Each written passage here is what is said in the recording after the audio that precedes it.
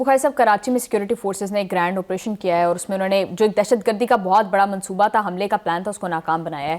بخاری صاحب، پہلے اسلام آباد پر حملہ ہوا کچہری میں، ابھی کراچی میں پلان تھا. تو بخاری صاحب، صورتحال کس طرف جاتی دیکھ رہے ہیں آپ میٹروپولیٹن سٹیز کے اندر اس طرح کے واقعات؟ دیکھیں اس کو اگر آپ انالیٹیکل جائزہ لیں اس کا، تو پہلے ان کا ایریا آف ایکٹیویٹی تھا کے پی کے اینڈ بلوچستان. یس، وہاں پر وہ ہمارے جو فیلڈ مارشل ہیں ان کے ریزالو کے بعد جتنے خوفناک آپریشنز لانچ کیے گئے ان کے خلاف، یہ وہاں سے اب بھاگے ہیں اور یہ وہاں سے نکل کے اب آ رہے ہیں کراچی کے ارد گرد کے علاقوں میں، پنجاب کے دیگر علاقوں میں.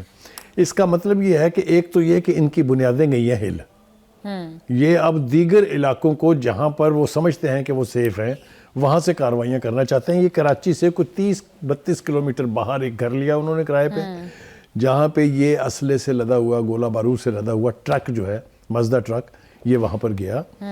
اگر یہ خدا نہ خواستہ استعمال ہو جاتا، بالکل، اور جس طرح ان کا ٹارگٹ ایک شاپنگ مال تھا، تو ہلاکتیں اور شہادتیں کتنی ہوتی آپ تصور بھی نہیں کر سکتے. تو یہ اللہ تعالیٰ کا ایک خاص کرم ہے کہ اس کے کرم کی وجہ سے یہ اتنا بڑا آپریشن ہوا ہے. دیکھیے اس کے اندر جو تفصیلات ہمارے پاس موجود ہیں وہ یہ کہ بارودی مواد جو ہے 2000 کلو. ہاں جی، مائی گاڈ، کین یو امیجن 2000 کلو. اس کے بعد 30 سے زیادہ پلاسٹک ڈرمز جن کے اندر بھی بارودی مواد بھرا ہوا تھا، 5 دھاتی گیس سلنڈرز، اور یہ سارا سامان جو ہے ایک پورے مزدہ ٹرک کے اوپر لوڈ کیا ہوا تھا انہوں نے. تصور کیجئے کہ اگر یہ ان لوڈ ہوتا، یہ وہ اپنے مشن میں کامیاب ہو جاتے تو کیا ہوتا. ایک تو compliments to our institution, security institutions, جنہوں نے اتنا بڑا آپریشن کر کے ایک بڑی تعداد میں پاکستانی اور خاص طور سے کراچی کے عوام کی جان بچائی ہے. دوسری بات یہ کہ اب سب سے بڑا چیلنج یہ ہے کہ چونکہ یہ اپنی کھڈوں سے باہر نکل آئے ہیں، اس لیے اب ان کی سپلائی چین توڑنا is the greatest challenge that are security agencies are facing now. اور میں سمجھتا ہوں کہ اس کے بارے میں بھی ہمیں توقع رکھنی چاہیے. بخاری صاحب، وہ سپلائی چین تو جا کر ملتی ہے، اس کا جو دوسرا سرا ہے وہ بھارت اور دوسری طرف افغانستان کے اندر ہے. ایبسلیوٹلی. دیکھیے افغانستان کے ذریعے یہ مواد پہلے بلوچستان آیا، ہندوستان سے افغانستان گیا، افغانستان سے بلوچستان آیا، بلوچستان سے یہ اب کراچی لایا گیا تھا. یہ اس طرح کی چین تو پکڑی گئی ہے، لیکن یہ کہ فیوچر روٹس جو اس کے پاسبل ہو سکتے ہیں ان کو بھی بند بھی کرنا ہے اور انشور کرنا ہے کہ وہاں سے اس قسم کی کوئی ٹریڈ آف چیزیں جو ہیں وہ نہ ہوں. بالکل. بخاری صاحب، جب تک ہم روٹ کاز کو ایلیمینیٹ نہیں کریں گے یہ معاملہ تو اسی طرح چلتے رہیں گے. کیا ہماری اسٹریٹجی صرف یہ رہے گی کہ ہم ان کاؤنٹر ٹیررزم اس طرح کے آپریشنز کریں اور جب ہو جائے کوئی کارروائی تو اس کو ناکام بنائیں یا مقابلے کریں، انکاؤنٹرز کریں؟ بالکل ایسا نہیں ہے، بالکل ایسا نہیں ہے. اگر آپ کو یاد ہو D G I S P R کی پریس کانفرنس بھی اور فیلڈ مارشل کی پریس کانفرنس بھی، ان کا کہنا یہ تھا کہ اب تو ان کو ہم چین سے بیٹھنے نہیں دیں گے. اگر آپ کو میں یاد دلاؤں جو پشاور میں پریس کانفرنس کی تھی اس میں انہوں نے کہا تھا ایک وقت میں 200 جگہ پر آپریشن ہو رہے ہوتے ہیں. اسی لیے تو ہم جان چھڑا پائے ہیں ان سے کے پی کے میں اور بلوچستان میں. اب وہ وہاں سے بھاگ رہے ہیں. ہندوستان آبویسلی کوشش کرے گا نئے سے نئے راستے دریافت کرنے کی، نئے سے نئی منزلیں تلاش کرنے کی، لیکن اگر ہماری سیکورٹی ایجنسیز اویئرز ہیں اینڈ آر واچنگ کلوزلی تو میرا نہیں خیال کہ ان کو پاؤں جمانے کی کہیں کوئی بھی جگہ جو ہے وہ ملے گی. جی بخاری صاحب، یہ ایک دہشت گردی جو ہے جس طرح سے انسرجنسی ہو رہی ہے اگین، بخاری صاحب یہ ایک کرونک ڈیزیز ہے اور بہت عرصے سے چل رہی ہے، اور آپ کے خیال میں کتنا ٹائم لگے گا اس کو کمپلیٹلی ایلیمینیٹ کرنے میں پاکستان میں؟ یہ پاسبل بھی ہے یا نہیں؟ یہ بالکل پاسبل ہے، اور میں آپ کو بتاؤں کہ ہم اس طرف بڑی برق رفتاری سے بڑھ رہے ہیں. جب کوئی چیز ڈی سٹیبل ہو جاتی ہے نا اپنے مقام سے اور فرار کا راستہ اختیار کرتی ہے تو یہ اس کے آخری دن ہوتے ہیں. جی مجھے یقین ہے یہ کہ ہماری جو سیکورٹی ایجنسیز ہیں اور ہماری جو آرمڈ فورسز ہیں وہ اس فتنے سے جلدی ہی ہمیں نجات دلائیں گی.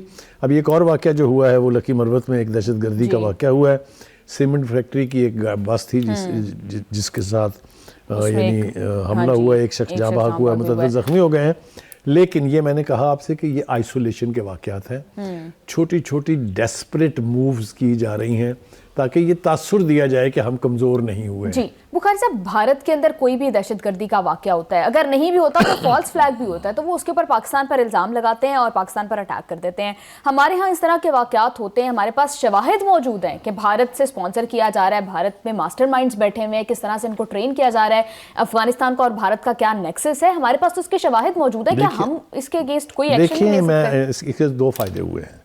ایک تو یہ کہ پوری دنیا میں اب آپ کا موقف جو ہے وہ تسلیم کیا جا رہا ہے، پوری دنیا میں ہندوستان کو سپانسر تصور کیا جا رہا ہے دہشت گردی کا. یہ میں بالکل آپ کو وثوق سے کہہ رہا ہوں کہ یہ ہندوستان کا چہرہ اب جو ہے وہ پوری دنیا میں ایکسپوز ہوتا جا رہا ہے. ایک بات تو یہ ہے. دوسری بات یہ ہے کہ ہمارے جو ڈیلیگیشنز گئے تھے باہر، خاص طور سے جو مئی کی جنگ تھی اس کے بعد سے، اس میں بھی ہم نے ڈوسیئرز میں باقاعدہ ڈاکومنٹری پروفز، ویڈیوز اور آڈیوز کے ساتھ ثابت کیا ہے کہ یہ دیکھیے جناب، یہ فلاں کرنل جو ہے یہ فلاں جگہ کے اوپر اس سے بات کر رہی ہے، ان کی گفتگو ہے. اب پوری دنیا کو یہ پتا ہے کہ پاکستان ہاربر نہیں کرتا ہے ٹیررزم کو، ہم اس کو ایلیمینیٹ کرنے کے در پہ ہیں. دس از اونلی انڈیا جو ان کولیبریشن ود افغانستان پاکستان کو بلیڈ کرا رہی ہے. بالکل بخار صاحب، اور اس حوالے سے یہ خبریں بھی آ رہی ہیں کہ بھارت شاید ایک اور فالس فلیگ آپریشن کی تیاری کر رہا ہے. دیکھیے اب تو چونکہ میں نے کہا کہ ہندوستان ایکسپوز ہو چکا ہے، اور اگر اس طرح کی کوئی کوشش کرے گا ابھی تو ہم فوری طور پہ اس کا افیکٹو جواب بھی دیں گے.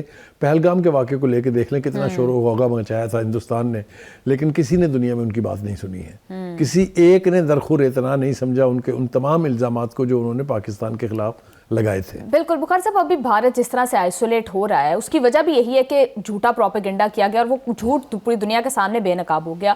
تو بخار صاحب، کیا بھارت نے اس سے کچھ نہیں سیکھا اینڈ اگین وہ وہی حرکتیں کرتے چلے جا رہے ہیں؟ دیکھیے نیتن یاہو نے کچھ سیکھا، یہ دونوں ہینڈ ان ہینڈ ہیں، بلکہ تینوں یہ اتحاد ثلاثہ ہے. Trump, Netanyahu and Modi, anti Muslim رویے ہیں ان کے باقاعدہ. یہ سو نہیں سکتے ہیں کوئی نہ کوئی ایسی حرکت پلان کیے بغیر جس سے مسلمانوں کو ذوق پہنچ سکے. تو میں سمجھتا ہوں کہ جہاں بھی اس دنیا میں مسلمانوں کا خون بہایا جا رہا ہے، ان تینوں کا یہ جو اتحاد ثلاثہ ہے یہ اس کا ذمہ دار ہے.